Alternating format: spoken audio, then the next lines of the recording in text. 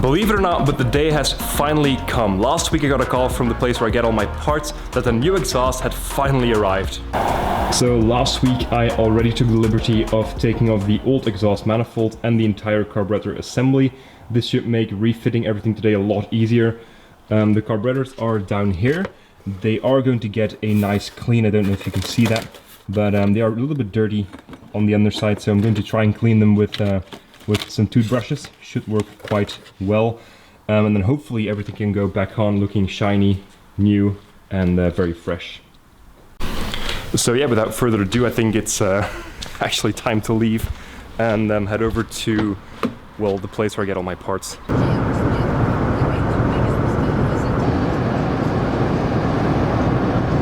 And we're back, and it's quite good to see a shiny new exhaust in here.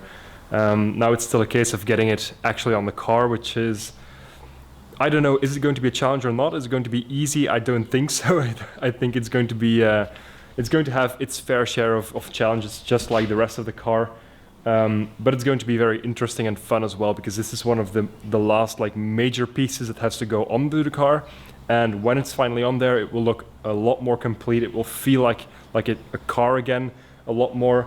And then the only thing that's left is the front suspension. So we're finally getting somewhere. But let's first take a look at the new exhaust, and I've got the old exhaust right next here, so we can kind of compare the two. I don't think I need to tell you which is which. On the left we have the old exhaust, and on the right we have the new. If we just look at the manifold, I think this one looks absolutely amazing.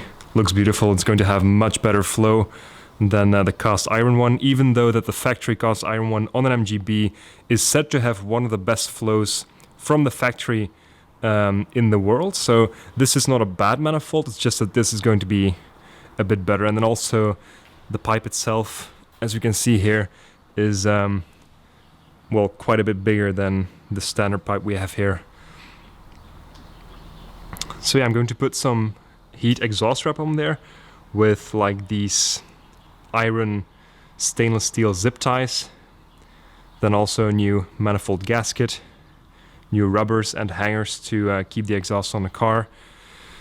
So yeah, it's going to be quite a journey, but it'll be a fun one, and I'm really excited to hear the car run not only with the new exhaust, but once again with an exhaust on there, because I've been starting it without an exhaust on there, and well, it was fun in the beginning because it's really loud and sounds very rough, but right now it's just getting annoying, and I don't really want to run the car for too long without any like full exhaust on there, so I'm quite excited to get a full system back on the car. Well, that went a little bit easier than expected.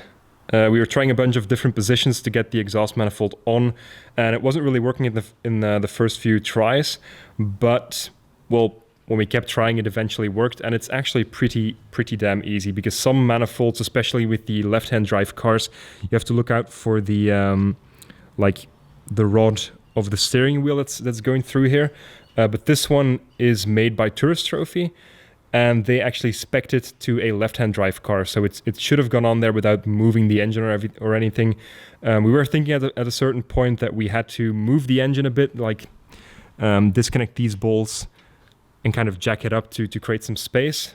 But then trying one last time, everything worked perfectly. Now we have to take it off again and put the heat wrap on there. But yeah, it's a pretty cool sight, isn't it? It looks very cool. I'm very happy with the result. Now, first things first, we're going to start with wrapping the exhaust in a heat wrap, and we're also going to clean the carburetors because they are quite dirty, and they work fine, they work perfectly, but I like to look at the engine and see a clean looking engine that you can eat off. That's what I like, so we're going to take the time to completely clean the carburetors now that they are off anyway, and then make sure that the engine just looks very pretty. So yeah, that's the next step. I've done one pipe already, and it's actually looking pretty good. I'm really excited to see what this will look like on the car. Now, unfortunately, there is going to be a heat shield on the car as well, so this heat shield right here is going to be behind the carburetor, so you're not really going to see that much of the new exhaust manifold. And because this actually holds springs that return springs which return the throttle to its original position, this heat shield is quite important, and I just can't leave it off. So yeah, but at least we know that this exhaust is going to be under there, and that's what matters. So the 3 pipes are done. It's looking very good, and it feels quite sturdy. So yeah, the big step is here. We're going to put this on the car. We're going to put it on like this. That way we won't have to do anything to the engine to move it or anything, and it will go under very, very nicely.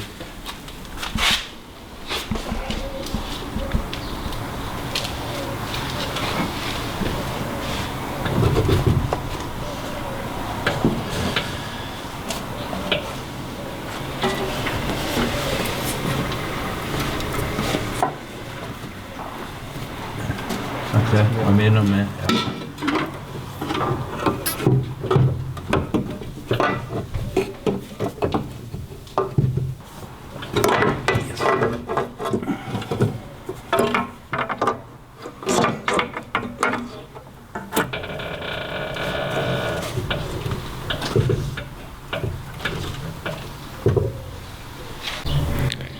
That is looking very good. The inlet manifold has been mounted to the car already as well.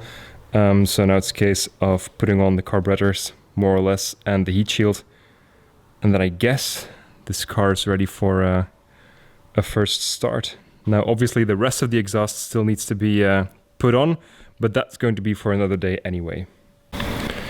So obviously, once I got to replacing one thing, it led to another, or one thing led to another, and now I'm here replacing these fuel lines as well. These are the old ones. The rubber ends are, as you can see, they're a bit broken off and old. So I thought it would be a good idea to change these anyway. It wasn't that expensive, so yeah, and it's going to make the engine bay look a lot cleaner as well.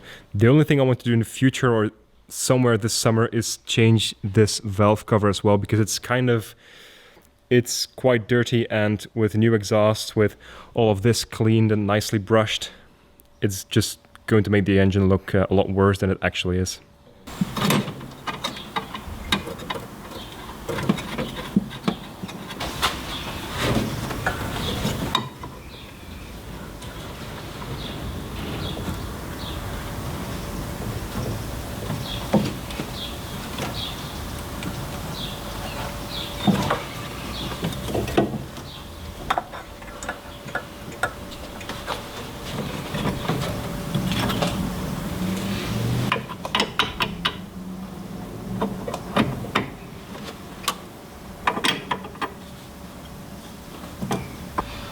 Okay, this is looking very fine as well, and that should connect to the carburetors very nicely.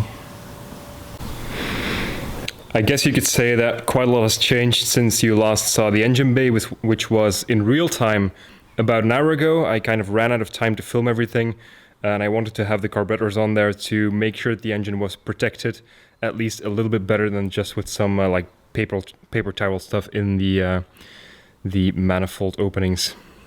So today we cleaned the carburetors, we put on the new exhaust. I also painted the heat shield, which is under here.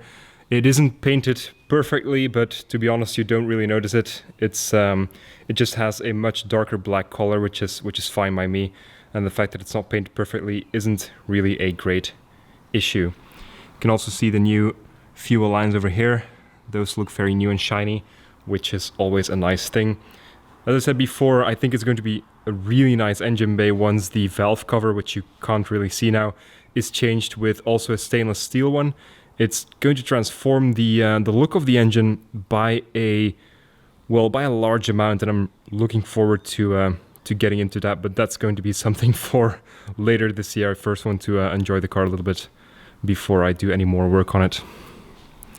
So yeah, there's the rest of the exhaust. That's going to be a project for probably next week.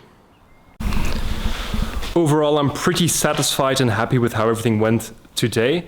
The exhaust manifold went on pretty well. I was a bit scared about that because you never know how that is going to go. And I read a few things online about having to disconnect the engine from the engine mounts and lifting it up slightly to get it under there. but after fiddling around with it, it went on very, very smoothly. Then the exhaust trap, I had never done that before, but it went, well, I think it went very well. And then refitting the carburetors also went very smoothly. There's a few things I still need to do, which is why I can't really do a test start today. But we are going to continue work on the exhaust next week. I do plan on keeping that in this video, but I might split it into 2 videos if this video is getting too long. So either I'll see you in a second, and then in real time it's going to be a week later, or I'll see you in like actually a week or something like that when the next video comes out. Take care. Hello and welcome back. It's been about a week since we saw each other, and there are a few updates on the car. The biggest one is that it now has a full exhaust, so not only is the header on there, but the rest of the exhaust is now installed as well. You can see here on the back, that's the new box. That's now the only box as well. It used to have a smaller box in the middle of the pipe as well, but now it's just one straight pipe to the end, then a box, and then the actual exhaust. This system is looking, well, it's looking very, very good. It wasn't too difficult to fit on there, but it came with its own challenges as well. And then here you can see the actual pipe. And I'm actually quite happy with how this looks. I love the original look of the exhaust that was on there, but I really like this one as well. Now, before doing anything else, I noticed that there was a small problem with the header. Now, this is something that we did last week, and I'm not sure if you can see that. Let me try and shine light a little bit better. But there is a small gap between the exhaust manifold and the washer. I think you can see it like this. There's a small gap between the washer that is supposed to push the manifold onto the gasket and cylinder head, and then the actual exhaust manifold itself. You can see it right there. And that is causing quite the problem. You see, what those washers are supposed to do is they are supposed to push both the inlet manifold and the exhaust manifold to the gasket and the cylinder head to make sure that everything meets up nicely and that there are no gaps. But at this moment, there is quite a gap in the between the cylinder head and the actual exhaust manifold, especially in like the middle pipe, because that is not being pushed on by anything at all. Like the 2 side pipes are kind of being pushed on one side by their own bolt, but they should be pushed on by the washer as well. So the solution is going to be to have custom washers made that are a little bit thicker on one side than on the other, so that they can push the manifold of the inlet manifold and the exhaust manifold onto the gasket together to make sure that they meet up nicely and that there are no gaps, because this is just not good. And yeah, I'm also not going to run the car like this, so we haven't really done a proper first start yet. I haven't been able to hear the new sound of the car, but that will be something that we will do in the future, and well, you guys will definitely be here for that. I hope that it's going to be next week. The custom washer should be ready by then. And then we also have another quite important development on the car, which is the crossmember. As you can see, the crossmember is on there. The steering rack is remounted to the crossmember. You can't really see, but the shock absorbers are on there as well. This is quite a big step. It will allow me to continue work on the front suspension and yeah, continue to make the car ready for a first drive. And this is one of the one of the bigger steps that was left. And I'm very excited to start working on finishing this front suspension. Now, the reason why I didn't film like the entire fitment of the new exhaust and the refitting of the front crossmember is simply because it's really tight under the car. We're working in very tight spaces, and it's difficult for me to just work and see under there myself, let alone for a camera to get a proper view of the car as well. So I just thought it's going to be better and less annoying to show it afterwards and show the result, rather than show the entire process and really not really being able to see anything properly for the entirety of the video. So I prefer it this way, but whenever I can, surely I will take you along for the ride to show you the progress of refitting everything. What's going to be next for today is to, well, sadly take off the carburetors again, do the measurements, how thick the exhaust manifold is, how thick the inlet manifold is, and well, basically send those measurements to my local garage that is going to make the custom washers. So that is the next step for today, and then in the next video we will we'll try to finish the front suspension. I mean, we will finish the front suspension.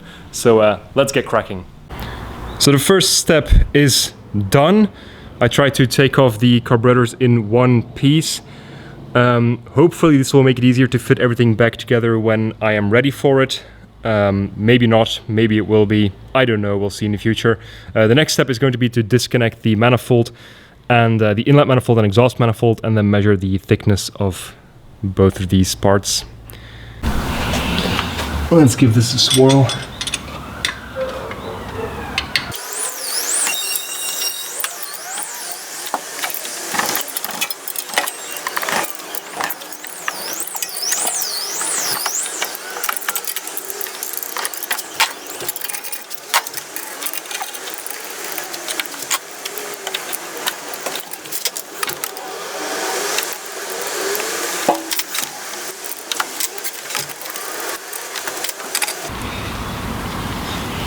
There we go. Now we need to measure this, and then we need to measure the thickness of this part here, and then we know how how thick these washers need to be. They will be like thicker on this side than on this side, for example, and then they will have a side which like it connects to here, but then there's like a thickness in the middle. A thickness difference in the middle, and the light goes out. So there will be a thickness difference in the middle to make sure that they can meet up with both the manifold, the inlet manifold, and the exhaust manifold. But right now, as it stands, it's only a tiny gap, but this one, as you can see, moves. So this one is not connected at all to the manifold except for with these washers, and since they were not really, like, there was a gap between here, a small gap, but that basically meant that there was air coming through here, sound coming through here, which is obviously not what you want. So yeah, it's a pretty important part of the entire exhaust system that this all meets up very nicely.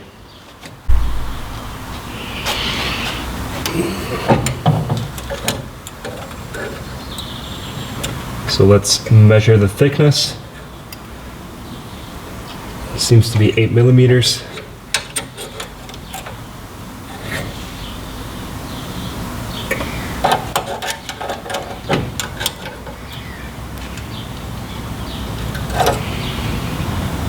Yep, I guess they all are about 8 millimeters. And then this is left. This is going to be a little bit thicker.